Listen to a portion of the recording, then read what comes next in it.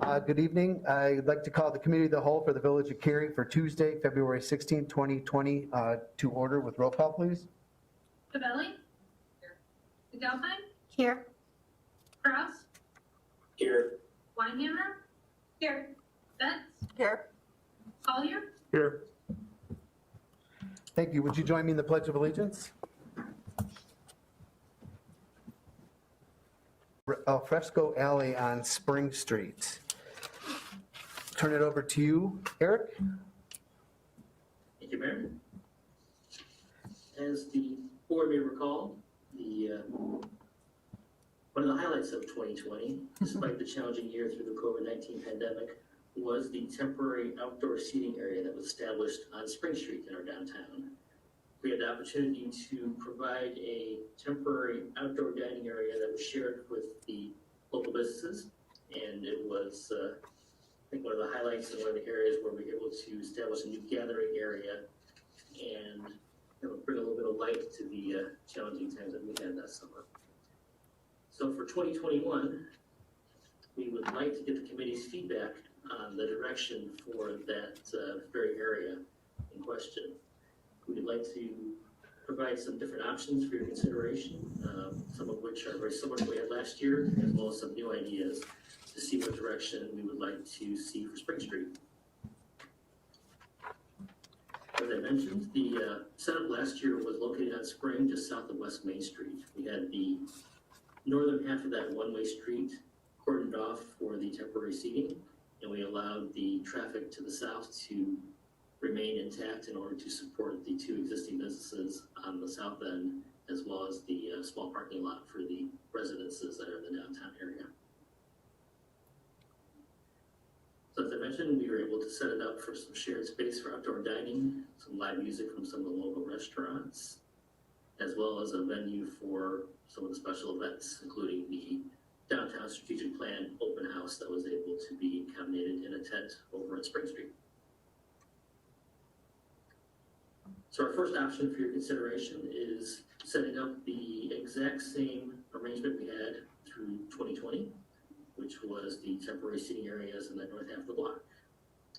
That was accommodated 7 days a week, and for this proposal for 2021, we would suggest that if we do implement this, that it be during the warmer weather months of April through October, but weather permitting, with the option to either extend or implement earlier depending on the type of weather conditions we experience. With the excuse me, with the planned resurfacing of Spring Street that's proposed in our 2021 road program, so there would be a few times when this area would not be available for the outdoor seating, but it would be open predominantly for most of that time frame. Option 2 would be very similar to what we just showed in option 1, with the one main difference being an adjustment to the time frame. In this case, we would propose that it would be only on a weekend closure basis.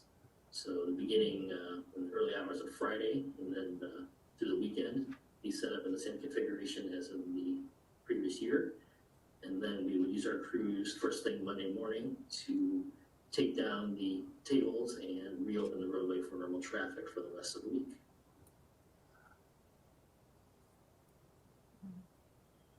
Option 3 would be what is termed in the kind of urban planning world as a parklet.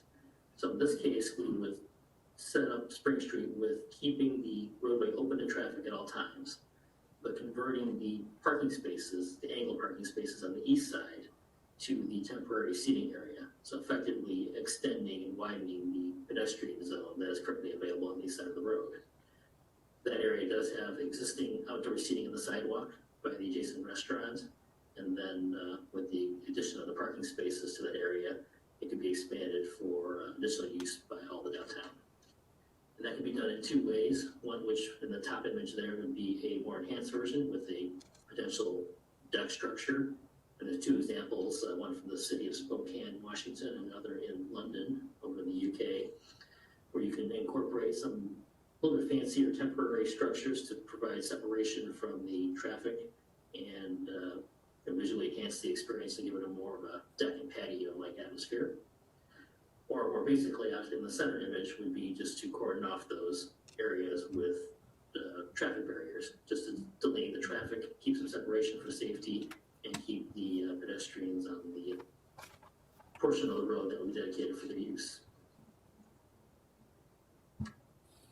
And of course, option 4 would be just to maintain the status quo that we would normally have, and we have had on Spring Street pre-pandemic, which would be to not close the roadway and only allow the outdoor dining option on the public sidewalks that are approved by the village. So historically, that has been primarily on the east side of Spring Street, just south of West Main, in the area highlighted. So with those 4 options, as highlighted in the packet, there are some differences between the frequency of the closures, the amount of traffic impacts, and the parking impacts. So option 1, which was the full seasonal closure, and similar to what we had last year, that obviously has a full traffic impact with the road fully closed for the whole season. And 11 parking spaces are then unavailable for use in the downtown area with that closure. We did have a few concerns from local businesses about the traffic flow and parking, but predominantly, I think as the board is aware, there was widely positive comments with regards to the impact of the outdoor seating and the setup that we had there.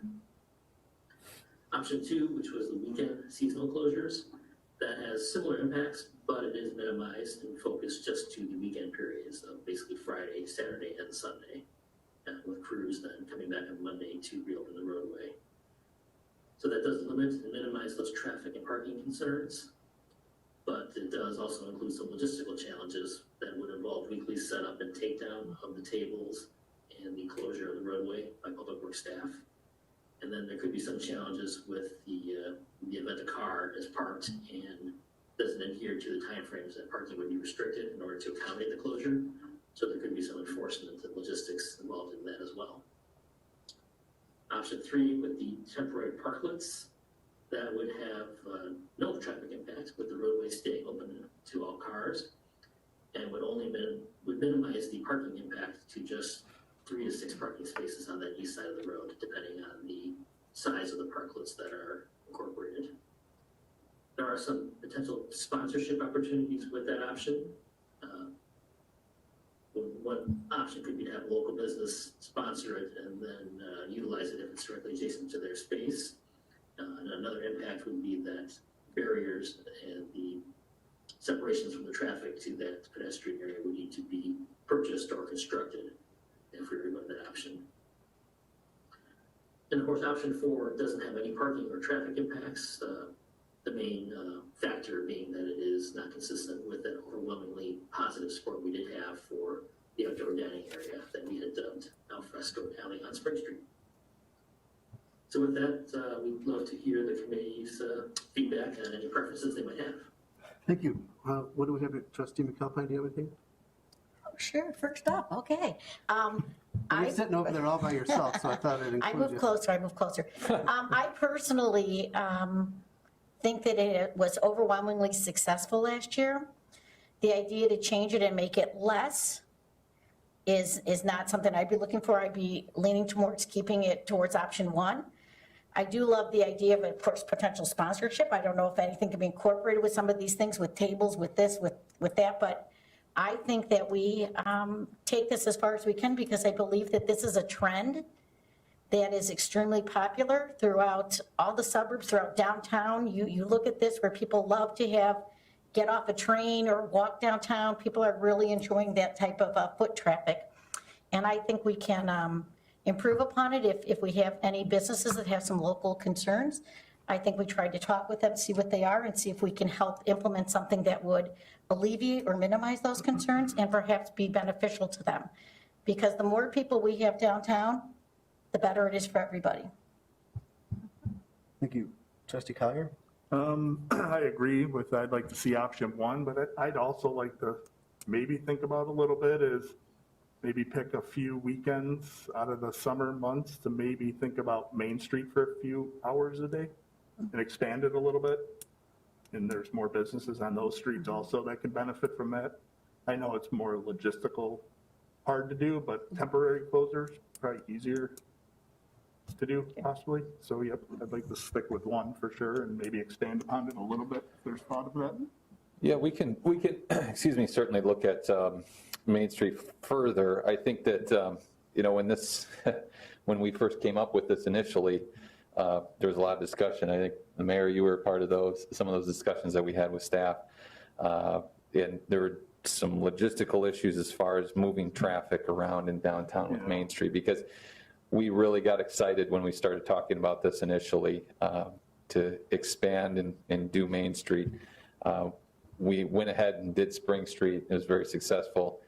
So to answer your question, we can look at it. I just think that there's some challenges with Main Street. Yeah, very limited. I'm thinking maybe 2 weekends out of the whole year. Just to Sure. expand maybe for 4 hours, one night, twice during the summer. Just a thought. Yep. I know We could look what you're at it. saying We'll about we'll have the logistics discussion, is absolutely. tough, but Love these new ideas, good idea.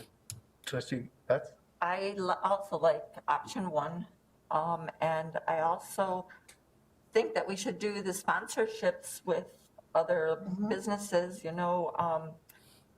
florals or flowers or something like that. Also maybe to do a band night, to have a band come over there. We will have cruise night.